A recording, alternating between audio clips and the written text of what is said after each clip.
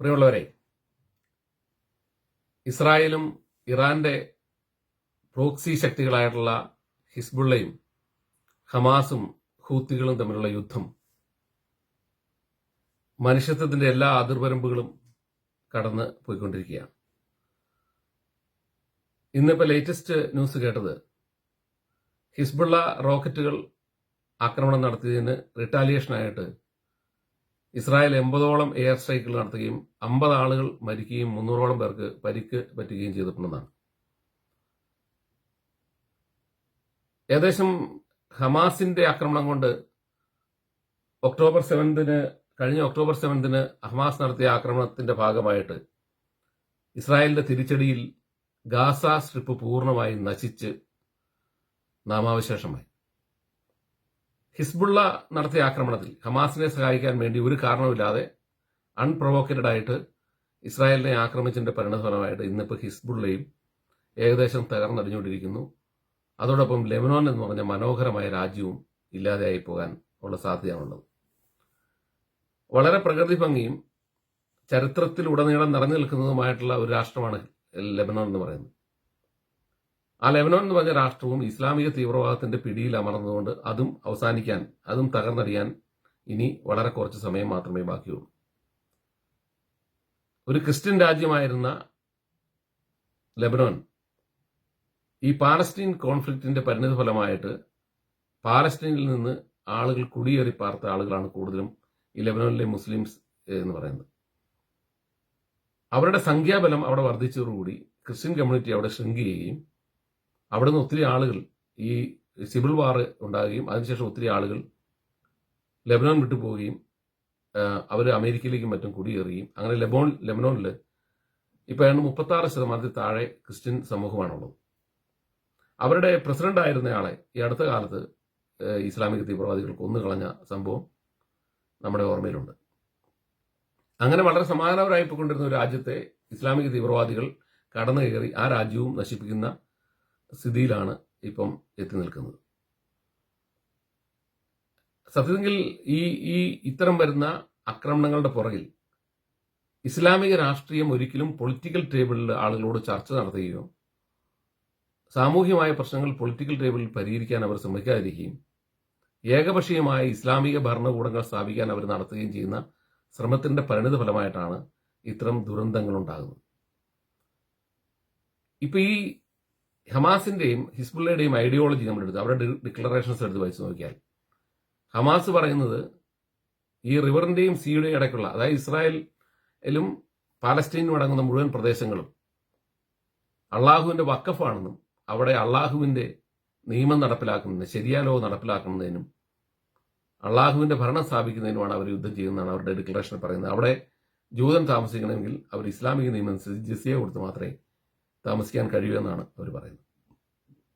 ഇത്തരം ഇസ്ലാമിക താല്പര്യങ്ങൾ വെച്ചുകൊണ്ട് നടത്തുന്ന ഈ യുദ്ധങ്ങളുടെ പരിണിത ഫലമായി സംഭവിക്കുന്നത് യഥാർത്ഥത്തിൽ മാനവരാശിക്ക് തന്നെ വലിയ നഷ്ടങ്ങളാണ് ഉണ്ടാക്കുന്നത്.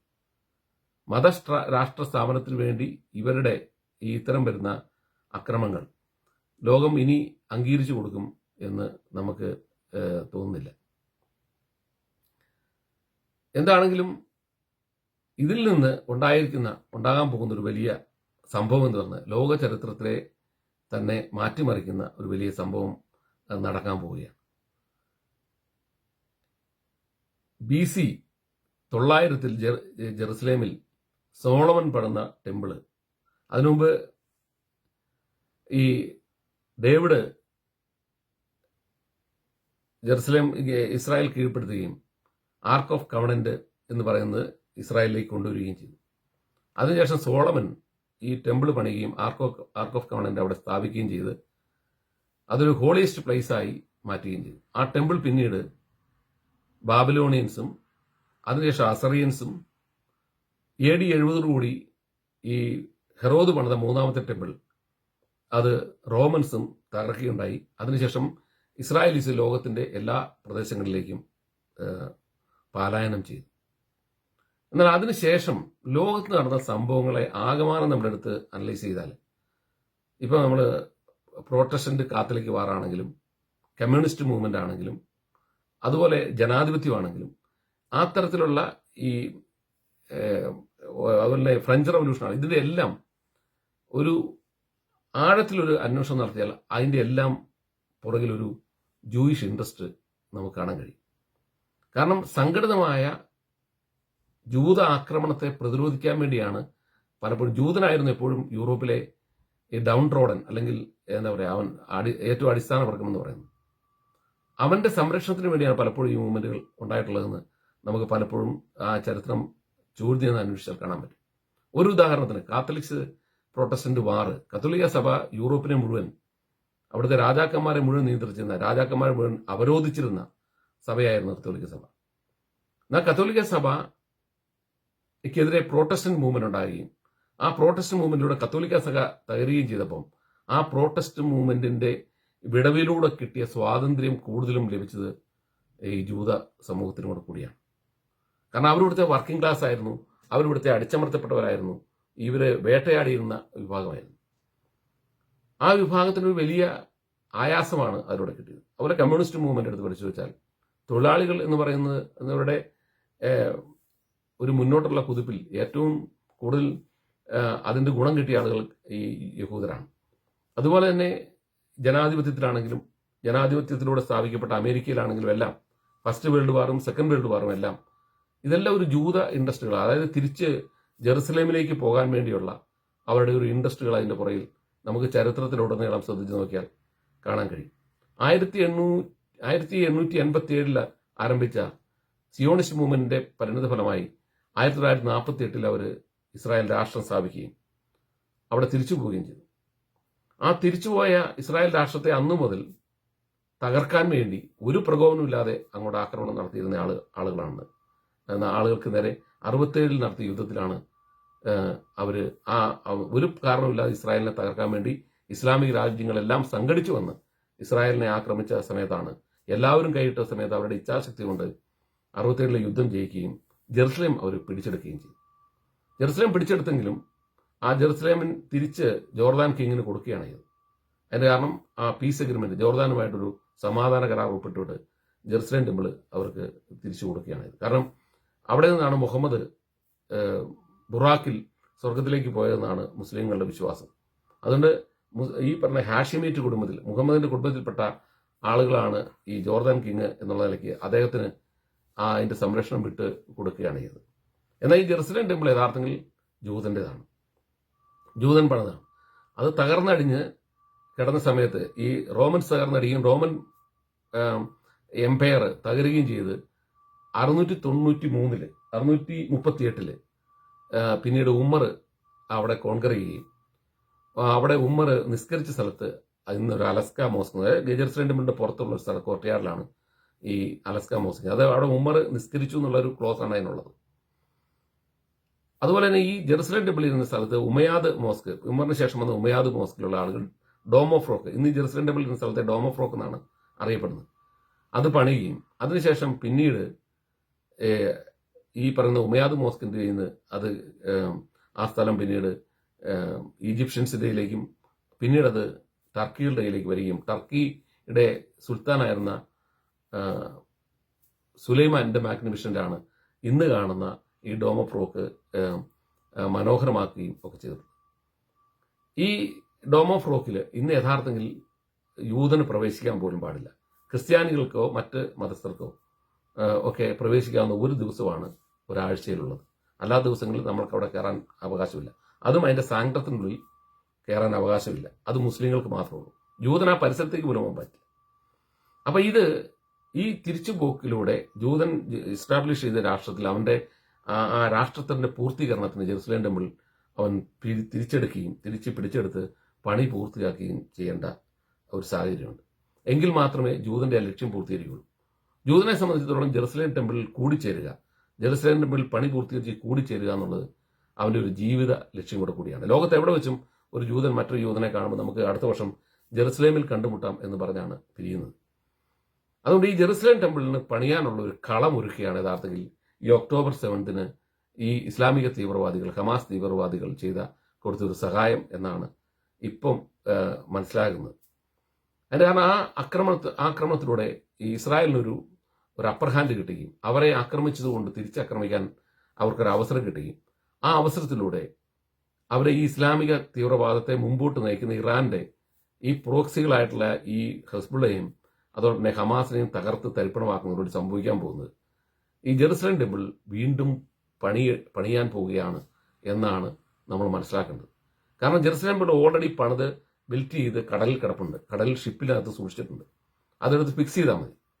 അതിനുള്ള രാഷ്ട്രീയ സാമൂഹിക സാഹചര്യം ഒരുങ്ങുകയാണ് ഇപ്പോൾ നടക്കുന്നതെന്നാണ് നമുക്ക് മനസ്സിലാകുന്നത്. അതിന്റെ കാരണം ഈ ഇറാന്റെ തകർച്ചയോടുകൂടി അല്ലെങ്കിൽ ഈ പറഞ്ഞ ഈ ഇസ്ലാമിക ഗ്രൂപ്പുകളായിട്ടുള്ള ഹമാസിന്റെയും ഹിസ്ബുള്ളിന്റെയും തകർച്ചയോടുകൂടി ഇനിയൊരു ഇസ്ലാമികമായിട്ടുള്ള മതരാഷ്ട്ര സ്ഥാപനത്തിന് അവർ കഴിയില്ല എന്ന് ഇസ്രായേൽ വളരെ കൃത്യമായി ലോകത്തിന് തെളിയിച്ചു കൊടുക്കുകയാണ് ചെയ്യുന്നത്. കാരണം മുഹമ്മദ് ഈ പറയുന്ന മിഡിൽ ഈസ്റ്റിൽ നിന്ന് മധ്യപൂർവ്വദേശത്ത് നിന്ന് ക്രിസ്ത്യാനികളെയും ജഹൂദിനെയും ഇല്ലാതെയാക്കും എന്ന് പറഞ്ഞിട്ട് അവിടെ തിരിച്ച് ജഹൂദൻ അവന്റെ രാഷ്ട്രം സ്ഥാപിച്ച് അവൻ സർവ്വപ്രതാപിയായി മാറാൻ പോവുകയാണ്. അതോടൊപ്പം തന്നെ ജെറുസലേം ടെമ്പിൾ വരുന്നതോടെ ലോകത്തിന്റെ മുഴുവൻ ഡെസ്റ്റിനേഷനും ടൂറിസ്റ്റ് ഡെസ്റ്റിനേഷനും ഇസ്രായേലിലേക്ക് ആകും എന്ന് മാത്രമല്ല ഇസ്രായേൽ ചോദ്യം ചെയ്യപ്പെടാനാത്ത ഒരു രാഷ്ട്രമായി മാറുകയും ചെയ്യും.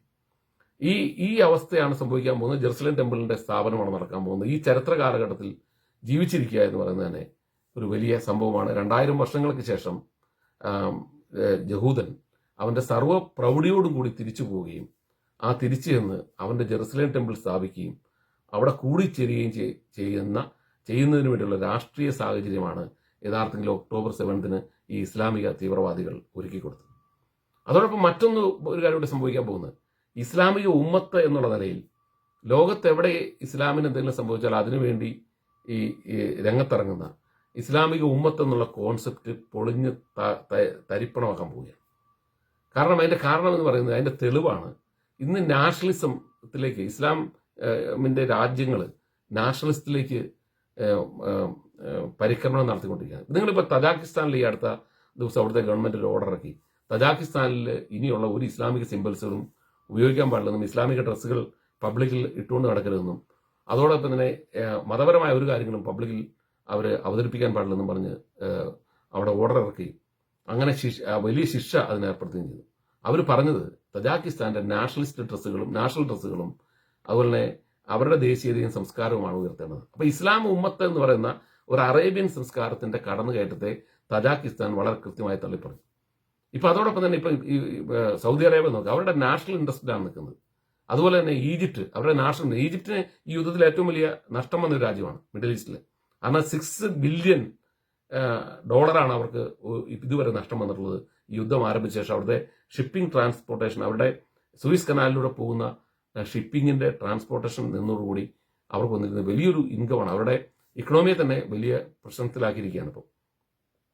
അതുപോലെ അങ്ങനെയുള്ളപ്പോൾ പോലും ഈ ഈജിപ്റ്റ് അവരുടെ ഒരു നാഷണൽ ഇൻട്രസ്റ്റിലാണ് നിൽക്കുന്നത്. ജോർദൻ അവരുടെ നാഷണൽ ഇൻട്രസ്റ്റിലാണ് നിൽക്കുന്നത്. അവരാരും ഈ ഇസ്ലാമിക ഉമ്മത്തിനെ സംരക്ഷിക്കാൻ വേണ്ടി ഇപ്പം ലോകത്തോട്ട് ഇറങ്ങിയിട്ടില്ല. കാരണം അള്ളാഹുവിന്റെ വഖഫ് എന്ന് പറഞ്ഞ് പിടിച്ചെടുത്തിരിക്കുന്ന സ്ഥലമാണ് ഈ പറഞ്ഞ ജെറുസലേം ഉൾപ്പെടെ ഉള്ള ഇസ്രായേലിന്റെ സ്ഥലങ്ങളെന്ന് ആണ് ഹമാസ് പറയുന്നത്. അത് അള്ളാഹുവിന്റെ വഖഫാണെന്നാണ്. അപ്പൊ അള്ളാഹുവിന്റെ വഖഫ് സംരക്ഷിക്കാൻ ഇവരാരും ഇപ്പം ഇല്ല. മനസ്സിലായി? ഇസ്ലാമിക രാഷ്ട്രങ്ങൾ തന്നെ നാഷണലിസ്റ്റിലേക്ക് മാറിക്കൊണ്ടിരിക്കുകയാണ്. ഇപ്പൊ യൂറോപ്പിൽ 18ാം നൂറ്റാണ്ടിൽ ഈ ക്രിസ്ത്യൻ മത വർഗീയതയിൽ നിന്ന് വിട്ട് എങ്ങനെയാണോ ദേശരാഷ്ട്രങ്ങൾ രൂപപ്പെട്ടത് അതുപോലെ ദേശരാഷ്ട്രങ്ങളായി ഈ ഇസ്ലാം മാറുകയും ഇസ്ലാമിക ഉമ്മത്ത് എന്ന് പറയുന്ന കോൺസെപ്റ്റ് തന്നെ തകരുകയും അതോടൊപ്പം തന്നെ ഇസ്ലാമിന്റെ വർഗീയത തകർന്നടിയുകയും ചെയ്യുന്നതോടെ ഈ ലോകം കുറച്ചുകൂടെ സമാധാനത്തിലേക്ക് ഈ യുദ്ധം അവസാനിപ്പിക്കും പോവുകയും ചെയ്യും. ഇസ്ലാമിക തീവ്രവാദം ഈ യുദ്ധം അവസാനിപ്പിക്കുമ്പോൾ ലോകത്തിന് ഇല്ലാതെ ആകാനാണ് സാധ്യത, അതിന് പ്രസക്തി ഇല്ലാതെ ആകാനാണ് സാധ്യത. അതോടൊപ്പം തന്നെ ഈ ജെറുസലേം ടെമ്പിൾ വരുന്നതോടുകൂടി ഈ മുഹമ്മദിന്റെ പ്രൊഫസി അവിടെ പരാജയപ്പെടുകയും ഇസ്ലാമിന്റെ തന്നെ അസ്തിത്വം തന്നെ ചോദ്യം ചെയ്യപ്പെടാനും ഉള്ള സാധ്യതയുണ്ട്. അതിലൂടെ ഇസ്ലാം എന്ന് പറയുന്നത് ഒരു വിശ്വാസ സമൂഹം, ഇന്നെങ്ങനെയാണോ ക്രിസ്ത്യൻ സമൂഹം നിൽക്കുന്നത്, ഒരു വിശ്വാസം എന്നുള്ള നിലയ്ക്ക് അവർക്ക് അള്ളാഹുവിലും അതോടൊപ്പം തന്നെ ഈ പറഞ്ഞ പ്രവാചകൻ അള്ളാഹുവിന്റെ പ്രവാചകനാണെന്നും അവരുടെ ആത്മീയമായ ഒരു ഉണർവിന് അല്ലെങ്കിൽ ആത്മീയമായ ഒരു സ്വാതന്ത്ര്യത്തിന് അതൊരു മതം എന്നുള്ള നിലയ്ക്ക് ഉപയോഗിക്കാം എന്നുള്ളതിനപ്പുറത്തേക്ക് അതിന്റെ സംഘാടക ശക്തി ഉപയോഗിച്ച് ലോകത്തെ പൊളിറ്റിക്കൽ ഇസ്ലാമിന്റെ ഇൻട്രസ്റ്റുകൾ, വിതൗട്ട് പൊളിറ്റിക്സ് ഇസ്ലാം ഇല്ല. കാരണം പൊളിറ്റിക്സ് ഇറ്റ്സെൽഫ് ഇസ്ലാമിലുണ്ട്. അപ്പൊ അതുകൊണ്ട് തന്നെ പൊളിറ്റിക്സ് ഇല്ലാത്ത ഒരു ഇസ്ലാം ഇല്ല. പൊളിറ്റിക്സ് ഇല്ലാതെ അവശേഷിക്കുന്ന ഇസ്ലാം അത് ഒരു വ്യക്തിയുടെ സ്വാതന്ത്ര്യത്തിന് വേണ്ടി ആയിത്തീരുന്ന ഒരു സ്ഥിതിയിലേക്കാണ് ഇപ്പൊ യുദ്ധം കൊണ്ടെത്തിക്കുന്നത്. എന്താണെങ്കിലും ഒക്ടോബർ 7 ഇസ്ലാമിക തീവ്രവാദികൾ യാതൊരു കാരണമില്ലാതെ ഇസ്രായേലിനെ ആക്രമിക്കുകയും 1500ഓളം ആളുകളെ കൊല്ലുകയും 300ഓളം പേരെ പിടിച്ചുകൊണ്ട് പോവുകയോ ചെയ്ത് വലിയ ഉത്സാഹത്തിലായിരുന്നെങ്കിലും ഇപ്പൊ സംഭവിക്കുന്നത് മിഡിൽ ഈസ്റ്റ് മുഴുവൻ തകർന്ന് തരിപ്പണമായി പോവുകയും അതോടൊപ്പം തന്നെ ഇസ്രായേൽ എന്ന് പറഞ്ഞ രാജ്യം വളരെ വൈബ്രന്റായി അവരുടെ ഇന്റലിജൻസും അവരുടെ മിലിറ്ററി സെറ്റപ്പും എത്രമാത്രം പവർഫുൾ ആണെന്ന് അവർ അതിന് ശേഷം കാണിച്ചു കൊടുത്തു. ഇസ്രായേൽ സോൾജേഴ്സിന്റെ ഒരു കരുത്തും അതോടൊപ്പം തന്നെ അവരുടെ ഇന്റലിജൻസിന്റെ കരുത്തും എന്താണെന്ന് ഈ പേജറും വാക്കി ടോക്കി ആക്രമണത്തിലൂടെ പേജറും വാക്കി ടോക്കിയും പൊട്ടിത്തെറിച്ചിലൂടെ നമുക്ക് മനസ്സിലായി. അതോടൊപ്പം തന്നെ ഇപ്പം ഇന്ന് ഇസ്രായേൽ പറഞ്ഞിട്ടുള്ളത് അവരുടെ ഈ ലെബനീസ് ബോർഡറിൽ താമസിക്കുന്ന ആളുകൾ ഇന്നല്ല കഴിഞ്ഞ 3 ദിവസം മുമ്പ് പറഞ്ഞാണ് ലെബനീസ് ബോർഡറിൽ താമസിക്കുന്ന ആളുകളോട് തിരിച്ചു വന്ന് താമസിക്കാൻ പറഞ്ഞിട്ടുണ്ട്. കാരണം ഇസ്രായേലിന് വളരെ കൃത്യമായി ഹിസ്ബുള്ളയുടെ എല്ലാ രഹസ്യങ്ങളും കിട്ടിയിട്ടുണ്ട്. അതുകൊണ്ട് തന്നെ ഹിസ്ബുള്ള നടത്തുന്ന ഏത് ആക്രമണത്തെയും വളരെ കൃത്യമായി ഇസ്രായേൽ ആർമിക്ക് പ്രതിരോധിക്കാൻ കഴിയും എന്നുള്ള ഉറപ്പുള്ളതുകൊണ്ടാണ് അവിടെ ഈ ലെബനോൺ ബോർഡറിൽ നിന്ന് മാറി താമസിച്ചിരുന്ന 60,000 പേരോട് തിരിച്ചു വന്ന് താമസിക്കാൻ പറഞ്ഞിട്ടുള്ളത്. അപ്പൊ ഇതിലൂടെ സംഭവിക്കുന്നത് ഇസ്ലാമിക ഉമ്മത്ത് എന്ന് പറഞ്ഞുകൊണ്ട് ലോകത്തെ കീഴടക്കാൻ നടത്തുന്ന ഒരു ശ്രമം ഇല്ലാതെയാവുകയും ജെറുസലേം ടെമ്പിള് അവിടെ അടുത്ത കാലത്ത് പണിതുയർത്തുകയും അതോടൊപ്പം തന്നെ ഇസ്രായേൽ ഒരു വലിയ രാഷ്ട്രമായി തന്നെ ലോകത്തിന് മുമ്പിൽ മാറുകയും ചെയ്തു. ഈ ബെഞ്ചമിൻ നെതന്യാഹു എന്ന് പറയുന്ന കടുത്ത നാഷണലിസ്റ്റായിട്ടുള്ള ഇദ്ദേഹത്തിന്റെ അപ്പൻ പ്രൊഫസറായിരുന്നു. ഇദ്ദേഹം ഇസ്രായേൽ രാഷ്ട്രം രൂപം കൊണ്ടപ്പം അവിടെ വന്നാണ് ഈ ബെഞ്ചമിൻ നെതന്യാഹു ഈ ജെറുസലേമിലാണ് ജനിച്ചത്. ഇദ്ദേഹം ഇപ്പൊ അദ്ദേഹത്തിന് 75 വയസ്സുണ്ട് ബെഞ്ചമിൻ നെതന്യാഹുവിന്. അദ്ദേഹം 1996 ഇസ്രായേൽ പ്രധാനമന്ത്രിയായ സമയത്ത് അദ്ദേഹം കൊടുത്ത ഒരു സ്റ്റേറ്റ്മെന്റ് ഞാൻ വായിച്ച് ഓർക്കുന്നുണ്ട്. അദ്ദേഹം പറഞ്ഞ ഒരു ബെഞ്ചമിനാണ് ഈ ജെറുസലേം പട്ടണം പണിയാൻ തുടങ്ങിയത്, ഒരു ബെഞ്ചമിനിലൂടെ അത് പൂർത്തീകരിക്കും എന്ന് അദ്ദേഹം പറഞ്ഞിട്ടുണ്ട്. അപ്പൊ 75 വയസ്സായ ഇദ്ദേഹം ഇപ്പൊ ഇത് 75 വയസ്സായി. അന്നത് പറഞ്ഞപ്പം നമുക്കാർക്കും അത് വിശ്വസിക്കാൻ പറ്റില്ല, ജെറുസലേം ടെമ്പിൾ ഉടനെ പണിയുന്നു. പക്ഷെ 75 വയസ്സായ ഈ ബെഞ്ചമിൻ ഇപ്പോഴും ഇസ്രായേലിന്റെ പ്രൈം മിനിസ്റ്റർ ആയിട്ടിരിക്കുന്നു. ഇദ്ദേഹം ഇത് പണിയും എന്ന് പറഞ്ഞിട്ടുള്ളത് ഒരു പക്ഷേ ഈ അടുത്ത കാലം സംഭവിക്കാൻ പോകും എന്ന കാര്യമാണ്. നമുക്കെല്ലാം ജീവിച്ചിരിക്കുകയാണെങ്കിൽ നമുക്കെല്ലാം ഒരു 5-10 വർഷത്തിനകം ജെറുസലേം ടെമ്പിൾ പോയി കാണാൻ അവസരമുണ്ടാകും. അല്ലെ ജെറുസലേം ടെമ്പിൾ പണിതു എന്ന് വാർത്ത അറിയാൻ കഴിയും. അതാണ് അതിന്റെ ലക്ഷണങ്ങൾ കാണിക്കുന്നത്. ഈ ഹിസ്ബുള്ളയും ഈ ഹമാസും തകർന്നതോടെ ഇറാൻ അസ്തപ്രജ്ഞരാകും. അതിലൂടെ ഈ സുന്നി വിഭാഗങ്ങൾ ഈ പറഞ്ഞ ഇസ്രായേലിനോടുള്ള ശത്രുത ഇപ്പോൾ വളരെ കണ്ട് അവസാനിപ്പിച്ചിട്ടുണ്ട് അബ്രാഹാം അക്കോർഡിലൂടെ. അപ്പൊ സംഭവിക്കാൻ പോകുന്നത് ഇത് ഒരു വലിയ ചരിത്ര സ്ഥാപനത്തിന് ഈ യുദ്ധം കാരണമാകും. അതോടൊപ്പം ഇസ്ലാമിക തീവ്രവാദത്തിന്റെയും അടിവേരളക്കും എന്നുള്ള കാര്യത്തിൽ ആരും സംശയമില്ല. നന്ദി. ടോം ജോസ് അരിമ്പാട്.